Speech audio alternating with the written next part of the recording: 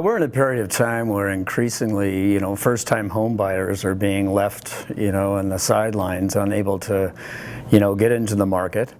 And, basically this is the 25 to 35 age group, which have long been the building blocks of the housing market.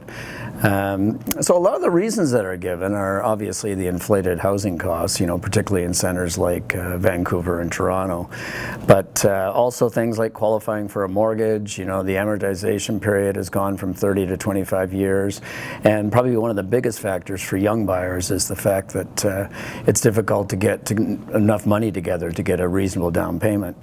And one of the number of the reasons for the trend are increased student debt loads, which average $27,000 now. The unemployment rate is double that of the national average, which makes people coming out of post-secondary or young people have a difficult time getting those first jobs. Rental rates are high, and so a lot of money, not a lot of money can be set aside for the mortgage rates. And then one of the biggest is a decrease in generational wealth transfer, which is probably at an all-time low. So a number of tax credits, home buyers plan are there. The $25,000 from your RRSP is great, but there are a lot of young people that don't necessarily have that much socked away.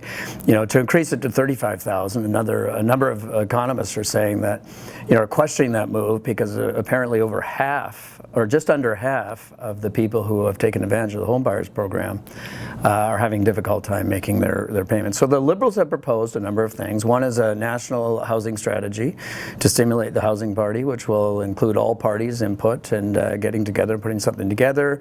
Their newly announced social infrastructure plan, which facilitates the construction of tens of thousands of affordable housing units. The creation of a Minister of Housing, which will put more focus on the issue, and finally considering removing the HST from new housing.